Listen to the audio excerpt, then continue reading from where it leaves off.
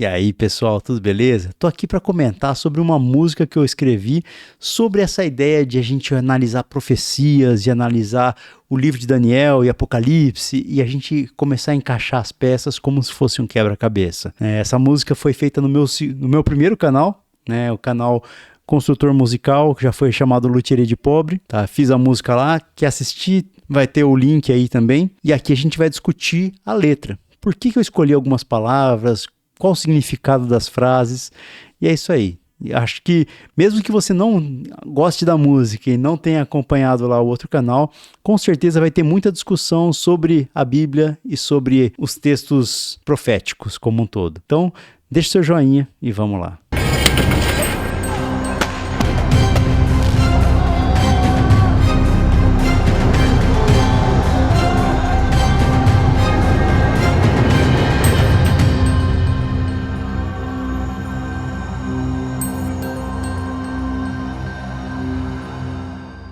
E aí, pessoal, tudo beleza? Bom, estou aqui de novo para a gente comentar aqui uma música que eu escrevi sobre o livro de Daniel e sobre as profecias que a gente tem por aí. Tá? Essa música eu fiz lá no meu segundo canal, que é o meu primeiro canal, esse aqui é o meu segundo canal. Eu tô com a minha plaquinha do YouTube aqui para mostrar, acabou de chegar a plaquinha do YouTube lá. Tá aí, a primeira série que eu fiz lá, eu fiz uma música sobre o livro de Daniel e sobre a ideia da gente começar a olhar as profecias e ficar analisando. Para mim, é uma coisa que eu gosto muito, de ficar olhando e ficar imaginando como se fosse um quebra-cabeças e aquela coisa de olhar as profecias, tentar encaixar as peças e isso que para mim é uma diversão, é uma alegria estar olhando para a palavra de Deus e meditando nela de dia e de noite, como diz a palavra do Senhor.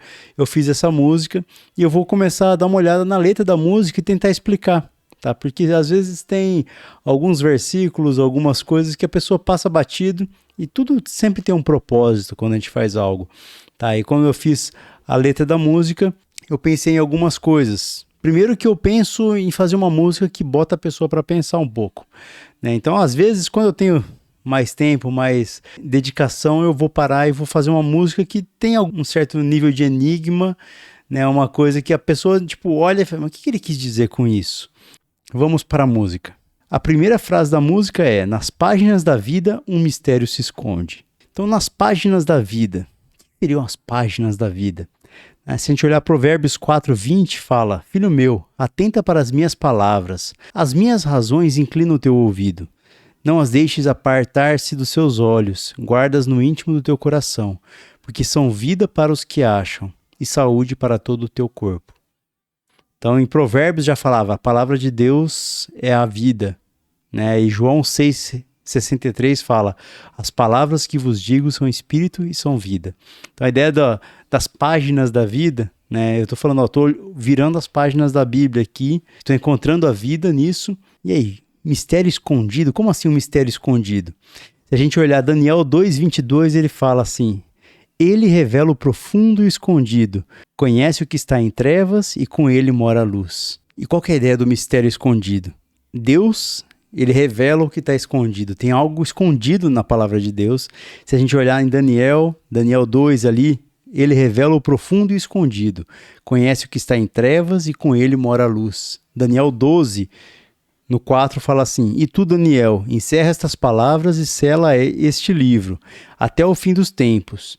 Muitos correrão de uma parte para outra e o conhecimento se multiplicará. Então ele está falando, guarda essas palavras que eu estou te dando, que no fim dos tempos as pessoas vão estar correndo de um lugar para o outro, o conhecimento vai estar se multiplicando. E aí no 12:6 tem uma pergunta: quando será o fim dessas maravilhas? Daí no 9:10 responde: essas palavras estão fechadas e seladas até o fim dos tempos, até o tempo do fim. Muitos serão purificados, embranquecidos e provados, mas os ímpios procederão impiamente, e nenhum dos ímpios entenderá, mas os sábios entenderão. Então ele está falando, guarda essas palavras, isso é para o tempo do fim, quando as pessoas estiverem correndo de um lado para o outro, quando o conhecimento estiver se multiplicando. Isso parece familiar para você? É muito do que a gente está vivendo hoje. A gente está vivendo muito próximo, se já não estivermos no tempo do fim. Tá? E é nesse momento que os sábios vão entender o significado das palavras que estão escondidas ali no livro de Daniel. Os ímpios procederão impiamente e nenhum dos ímpios entenderá, mas os sábios entenderão. Que a gente busca a sabedoria de Deus, que ele não vai negar. Apocalipse 10:7 fala assim: mas no dia da voz do sétimo anjo, quando tocar a sua trombeta, se cumprirá o segredo de Deus, como anunciou aos profetas, os seus servos. Então tem um mistério ali, um segredo de Deus que está guardado, está escondido, mas ele já avisou. Já foi avisado antes. Deus já sabe o que vai acontecer, avisou pelos profetas, isso vai se cumprir. Em Jeremias 33:3 fala assim: clama a mim e responder-te-ei e anunciar-te-ei coisas grandes e firmes que não sabes. Então, tem coisas que se a gente clamar a Deus, ele pode revelar a nós. Então, que a gente comece a buscar isso, buscar sabedoria e buscar pedir para Deus. Deus, me revela conhecimento que eu não tenho capacidade de entender nesse momento, mas me dá essa capacidade. A próxima frase da música fala: formando o quadro, eu começo a visualizar. A ideia é que você não deve olhar para os versículos isolados, né? Então você pega um pedacinho aqui, um versículo aqui, um texto ali, você tem que juntar eles. Precisa de uma visão panorâmica, você olhar para o todo, tentar olhar para a Bíblia de longe, né? Não só uma coisa focada, mas olhar de longe e olhar e falar: isso aqui conecta com aquilo, né? Tentar entender o panorama geral da Bíblia. Muita gente tem essa mania de, às vezes, estudar a Bíblia e olhar só para um versículo. É super legal você olhar para um versículo, né? Você vai aprender muito, às vezes, olhando um versículo, você pode ficar um ano inteiro estudando aquele versículo. Mas também é legal você olhar o contexto dele.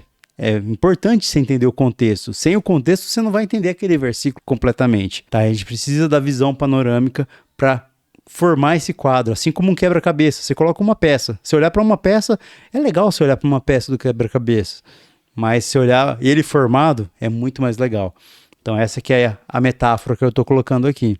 E aí, no contexto da música, visões e profecias dão as peças. Mas como desvendar? Formando o quadro, eu começo a visualizar. Então, tem visões, tem profecias, a gente está estudando isso aqui no canal Cumprindo, e a ideia é a gente começar a tentar entender um pouco mais dessas visões e profecias. Tem uma frase que eu coloquei aqui que fala: talvez não caiba ao homem, mas vou me aventurar. Então, tem algumas coisas que não cabem ao ser humano, né? Mateus 6,34 fala: portanto, não se preocupem com o amanhã, pois o amanhã trará suas próprias preocupações. Basta cada dia o seu mal. Tem gente que vai olhar para esse texto e falar assim: ele está falando para a gente não pensar sobre o futuro. E não é isso, tá?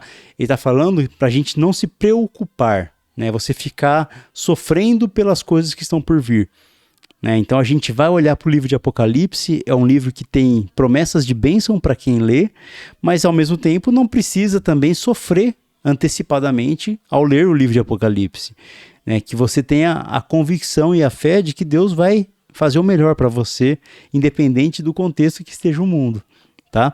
E aí Tiago 4,13 fala assim: preste atenção vocês que dizem, hoje ou amanhã iremos a determinada cidade, ficaremos lá um ano, negociaremos ali e teremos lucro. Como sabem o que será a sua vida amanhã? A vida é como a névoa ao amanhecer, parece por um pouco e logo se dissipa. O que devem dizer é: se o Senhor quiser, viveremos e faremos isso ou aquilo. Caso contrário, estarão se orgulhando dos seus planos pretensiosos e toda presunção. Caso contrário, estarão se orgulhando dos seus planos pretensiosos e toda presunção como essa é maligna. Tá? Então ele está falando, você não tem que decidir o que vai ser do amanhã, né? O amanhã pertence a Deus. Você não vai determinar, eu determino que amanhã vai ser assim, vai ser assado. São vários textos da Bíblia que falam a mesma coisa. O amanhã é para Deus. E esse é o significado que eu coloquei ali. Talvez não caiba ao homem, né, decidir o que vai acontecer amanhã. Não caiba a ele especular o que vai ser do amanhã. Mas eu vou me aventurar em tentar entender qual que é o plano de Deus para o amanhã. Assim como a gente já leu Jeremias 33,3, que fala: clama a mim e responder-te-ei, e anunciar-te-ei grandes coisas grandes e firmes que não sabes. Isso é um chamado também de Deus para a gente buscar conhecer os caminhos dele, buscar conhecer os planos dele para a humanidade, os planos dele para a gente. Tá? Deus, ele quer revelar os caminhos dele, não apenas os sinais.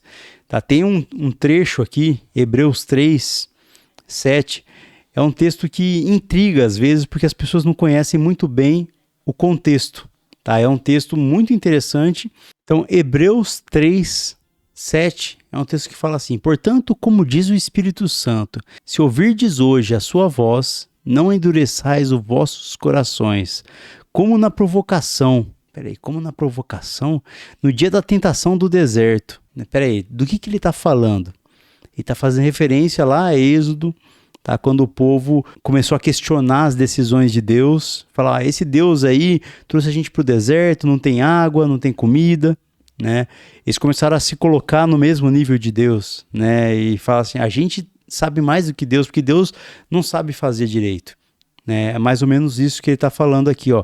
Não endureçais os vossos corações, como na provocação, no dia da tentação no deserto, onde vossos pais me tentaram e me provocaram, e viram por 40 anos as minhas obras. Por isso me indignei contra essa geração e disse, estes sempre erram em seu coração, e não conheceram os meus caminhos. Você percebe? Deus está falando, ó, vocês erraram. Porque por 40 anos vocês viram as minhas obras e não quiseram conhecer os meus caminhos. Então Deus ele quer mostrar as suas obras. Tem versões que falam os sinais de Deus, mas o sinal aponta para alguma coisa. O sinal é só para mostrar uma direção. E quando Deus faz um sinal, ele aponta para algo, um caminho que você deve andar, um caminho que você deve seguir. Jesus é o caminho. E se a gente olhar aqui, esse texto de Hebreus 3, ele faz uma referência a Salmo 95, que faz referência a Êxodo. Tá? Salmo 95, ele fala, se hoje ouvirdes a sua voz, não endureçais os vossos corações, assim como na provocação e como no dia da tentação do deserto, quando vossos pais me tentaram, me provaram e viram a minha obra. 40 anos estive desgostado com essa geração e disse, é um povo que erra de coração e não tem conhecido os meus caminhos. Então, Deus quer revelar os seus caminhos, ele quer revelar uma trajetória, ele quer revelar um mapa da onde que a gente vai chegar. Mas muitas vezes a gente não está preocupado em conhecer a vontade de Deus, a gente não está preocupado em conhecer o caminho que Deus determinou para a gente, mas que a gente possa se aventurar nisso e falar, Deus, eu quero conhecer os teus caminhos, eu quero conhecer para onde que o Senhor quer me levar e confiar no Senhor que o seu mapa é perfeito, eu vou andar no teu caminho. Amém? Eu repito as frases ali, peças a se encaixar, o plano geral começa a enxergar. Páginas a virar, o plano geral começa a enxergar. Eu estou ali olhando para as profecias, eu vou virando páginas da Bíblia e meditando e começo a enxergar a conexão entre as coisas. É o Espírito Santo que vai nos dando essa sabedoria que a gente já comentou. Salmo 1 e 2 fala assim, feliz é aquele que... Ele vai falando algumas coisas, no 2 ele termina ali, ó, tem prazer na lei do Senhor e nela medita de dia e de noite. Que a gente seja assim, meditando sempre na lei do Senhor e meditando nela.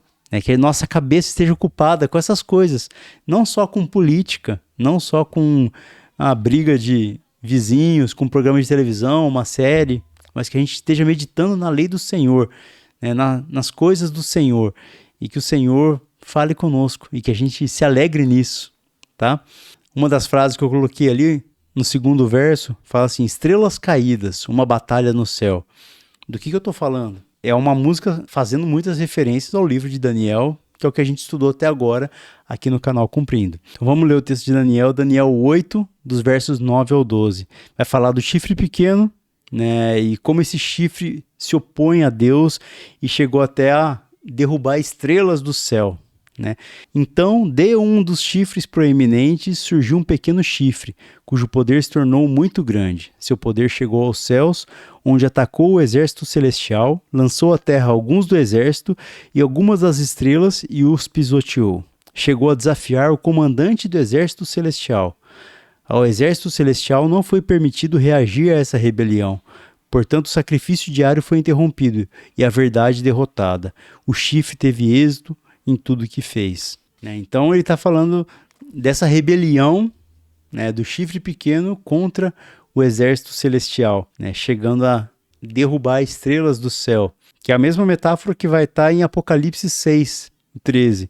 Então as estrelas caíram do céu como figos verdes de uma figueira sacudida por um forte vento.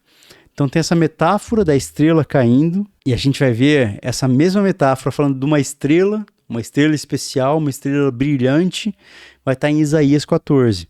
Isaías 14, do 12 ao 15, é o trecho que muitos acreditam como uma profecia de múltipla referência, que está falando do rei de Tiro, mas também está falando do inimigo das nossas almas, do anjo caído de Lúcifer, né? Lúcifer é um nome que surgiu desse texto aqui, de uma tradução. O texto em si fala assim, ó, como você caiu dos céus, ó estrela brilhante, filho da alvorada. Em algumas traduções ó estrela da manhã, que é um título que é usado até para Jesus em alguns momentos, tá? Mas a ideia que passa aqui é de uma estrela sozinha, que é brilhante. E aqui, segundo alguns autores, segundo alguns comentaristas e tradutores da Bíblia, a ideia que passa é de um tom até sarcástico. Você que era brilhantão aí, né? Você que brilhava pra caramba, agora você caiu, né? Você foi lançado à terra, você que destruía as nações. Tá? Então é um texto que está falando do rei de Tiro, da queda de Tiro, mas também pela linguagem a gente percebe que entrou em um outro assunto. Tá? Porque ele coloca aqui, ó, você caiu dos céus, ó estrela brilhante, filho da alvorada, foi lançado à terra, você que destruía as nações, pois dizia consigo, subirei aos céus e colocarei meu trono acima das estrelas de Deus. Dominarei no monte dos deuses, no lugar distante do norte. Subirei ao mais altos céus e serei como o Altíssimo. Em vez disso, será lançado ao lugar dos mortos, ao mais profundo abismo. Tá, então ele está falando, ó, tem uma estrela aí que estava lá no céu, se achava muito brilhante e foi lançada à terra. Essa estrela destruía as nações, mas foi jogada abaixo. E fala, em vez de ser lançado ao céu, você vai para o abismo profundo, que é o destino final de Satanás, segundo a gente vê em Apocalipse, lá no final. Mas aí, quem que é essa figura? Como que a gente pode interpretar essa estrela brilhante que caiu? Seria correto a gente olhar e associar com o inimigo das nossas almas, com Satanás? Lucas 10, 18, o próprio Jesus disse, eu via Satanás como raio cair do céu. Tá? Então é muito comum a gente ver esse simbolismo do raio sendo associado com o Satanás. Tá? Então muitas vezes no ocultismo, né, às vezes a gente vê o símbolo do raio, a cor vermelha, né, são várias questões que são associadas com o inimigo mesmo. E aí a gente vê no livro de Daniel não só essa queda das estrelas, né, a frase que eu coloquei ali, ó, estrelas caídas, uma batalha no céu. Né? Então eu estou falando da briga espiritual realmente, né, sobre a queda de Satanás, né, a queda dos anjos que andavam junto, né, que se rebelaram. E a gente vê em Daniel 10, né, se rebelaram assim, né? Porque tem gente que interpreta que essa queda ainda vai acontecer, tá? Então, tem múltiplas interpretações aí. Eu gosto sempre de deixar aberto para a gente relembrar que existem várias interpretações para o mesmo texto. A interpretação mais comum no cristianismo hoje é de que Satanás já caiu, os anjos que estavam com ele caíram junto e vão continuar brigando até o fim, quando serão finalmente eliminados pelo sopro da boca de Jesus. Mas como a gente está falando de batalha espiritual, não tem como não citar aqui, pelo menos de leve, né, a ideia de batalha que tem em Daniel 10, no 13, fala, ó, por 21 dias, porém, o príncipe do reino da Pérsia me impediu. Então Miguel, um dos príncipes mais importantes, veio me ajudar, e eu o deixei ali com os reis da Pérsia. Agora estou aqui para explicar o que acontecerá com seu povo no futuro, pois essa visão se refere a um tempo que ainda está por vir. Chegou a desafiar o comandante do exército celestial. Eu peguei aqui meio fora de ordem, né, os versículos, né, mas está falando de tinha uma batalha acontecendo, né, e que precisou vir o Miguel ajudar para conseguir chegar ao mensageiro para falar com Daniel, né, então tinha uma batalha acontecendo no mundo espiritual, né, e a gente já comentou esse texto em outro episódio. Daí eu repito a frase, ó, formando o quadro, eu começo a visualizar. E tem uma frase que para algumas pessoas passa batida, só falando, ó, ignorante, ignorando e sem saber, dá mais passos à humanidade. A ideia é que a humanidade está caminhando ignorante, né, no sentido de que não tem o conhecimento, ignorando, sem reparar no que está acontecendo ao redor, sem saber. sem ter nem ideia do que está acontecendo, sem ter notícias, sem receber o evangelho, as boas novas. Oséias 4,6 fala: o meu povo foi destruído por falta de conhecimento, porque tu rejeitaste o conhecimento, também eu te rejeitarei.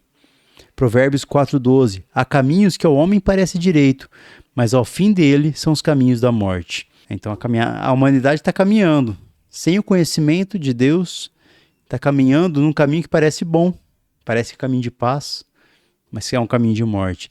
Isaías 5,13: portanto o meu povo será levado cativo por falta de entendimento, e seus nobres terão fome, e a multidão se secará de sede.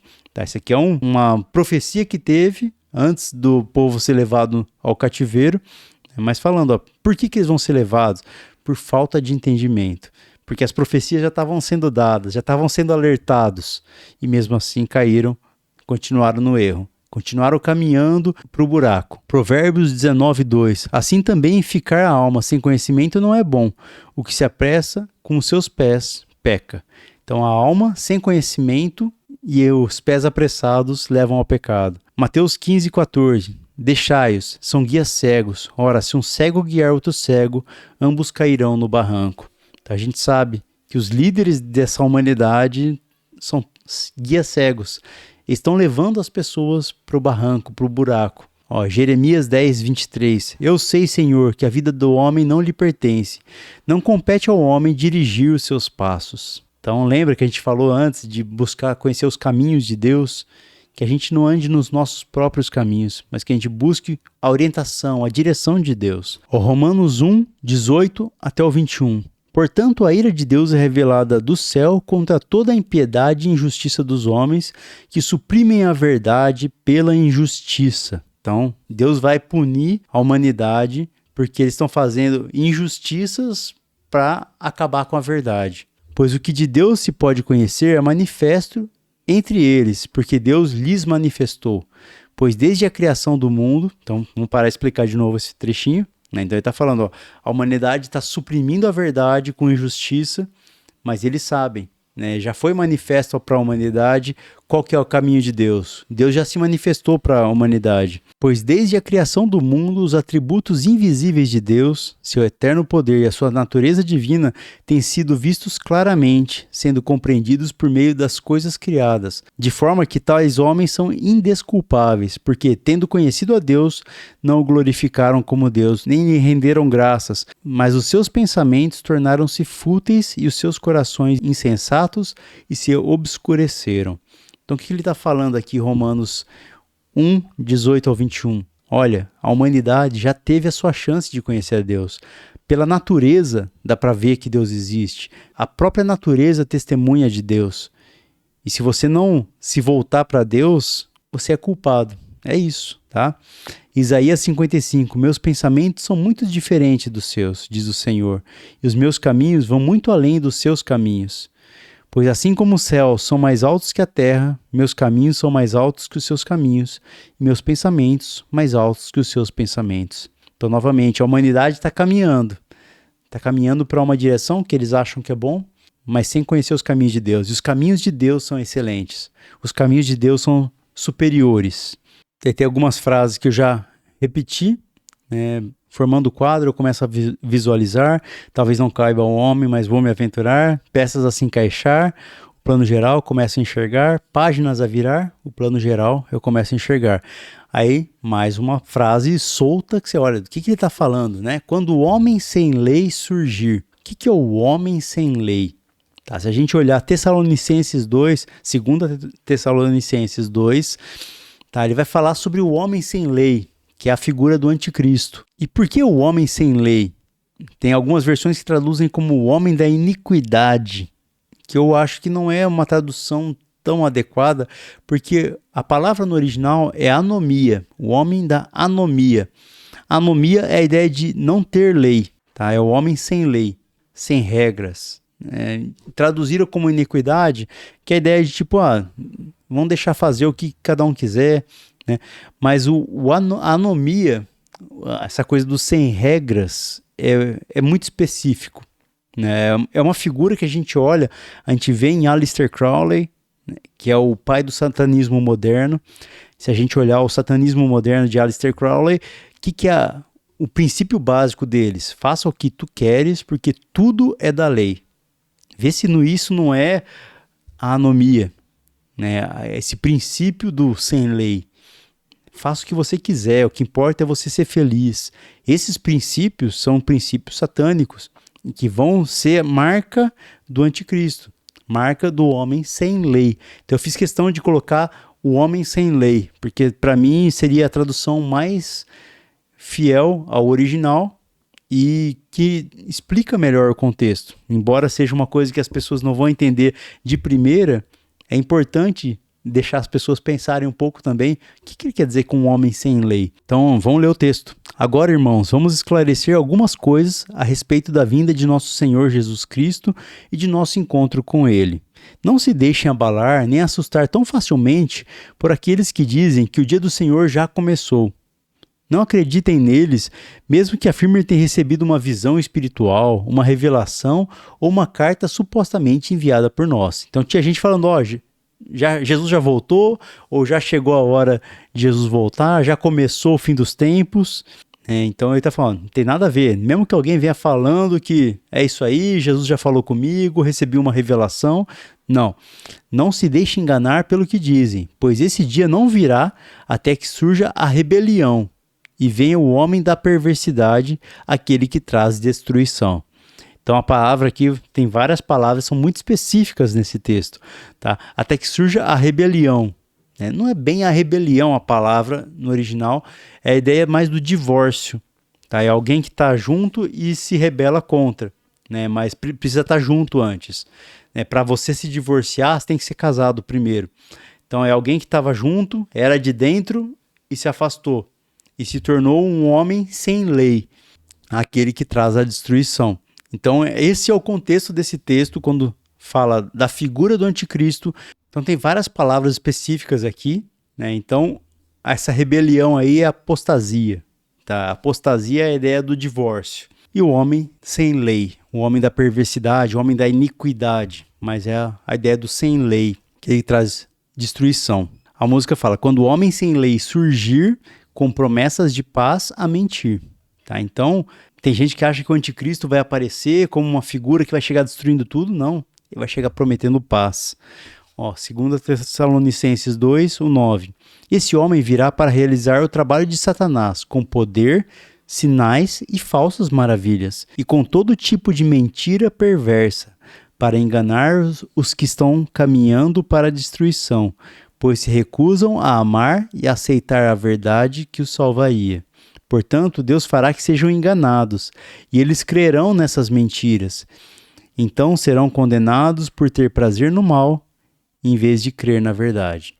Tá? Então, quando o anticristo vier, ele vai aparecer como uma figura que vai fazer muitas promessas, vai fazer sinais, maravilhas. As pessoas vão ver, nossa, essa pessoa é boa, ela é demais, ela é da paz. Mas ele vai enganar. Ele vem com enganação.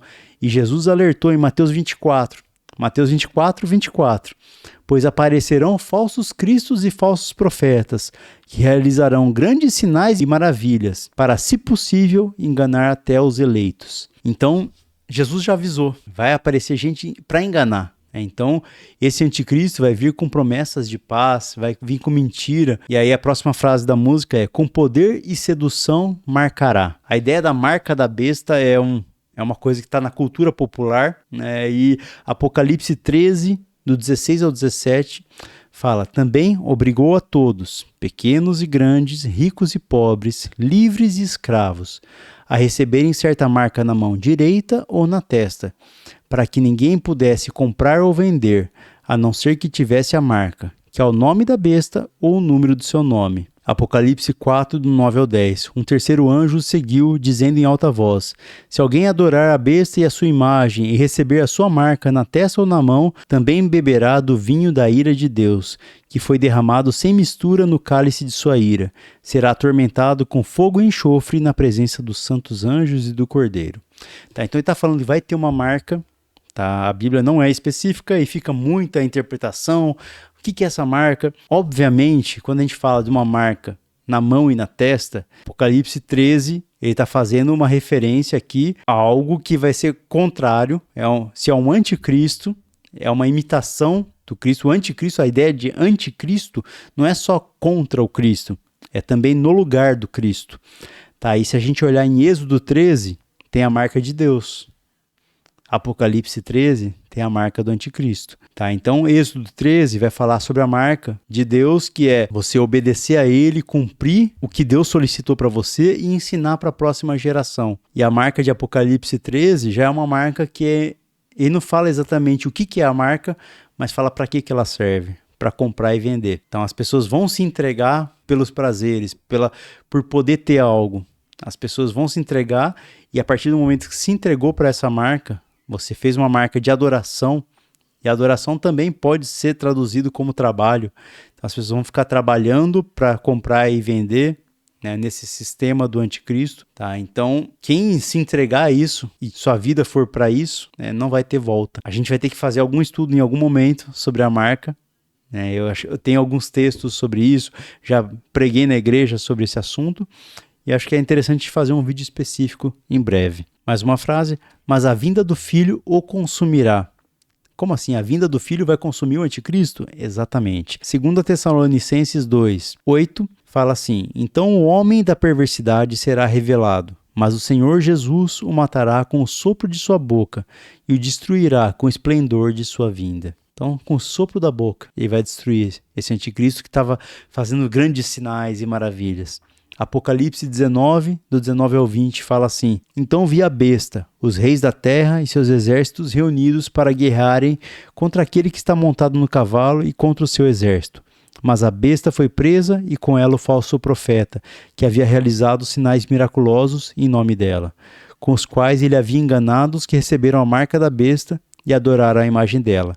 Os dois foram lançados vivos no lago de fogo que arde com enxofre. O final de Satanás, do anticristo, vai ser o lago de fogo. Jesus, com a sua boca, com o sopro da sua boca, vai destruir essa figura nefasta. E aí, essa última frase para explicar, a música termina com: talvez não caiba ao homem, mas o homem vai aventurar. Peças a se encaixar, o plano geral começa a enxergar. Páginas a virar, o plano geral começa a enxergar. Mas é isso aí, pessoal. O que vocês acharam? Discordam, concordam com alguma das minhas confabulações aqui? Né? Eu estou juntando vários textos, escrevi uma música, lógico que tenho uma certa liberdade poética, né? Mas ao mesmo tempo eu tento trazer algum ensinamento, alguma coisa de reflexão. Tinha algo que vocês não conheciam aí sobre esse tema? Vocês acham que foi interessante? Como que é a sua visão quanto a isso? E principalmente, que seja para você essa brincadeira de quebra-cabeças, que a sua mente fique maquinando e pensando sobre as coisas de Deus, tá? Que você seja bem-aventurado, como diz o Salmo: bem-aventurado aquele que medita na lei do Senhor de dia e de noite, e que você encontre o seu deleite, a sua alegria nas coisas de Deus, tá bom? É isso aí, pessoal, um abração e até a próxima, se Deus quiser. Tchau, tchau.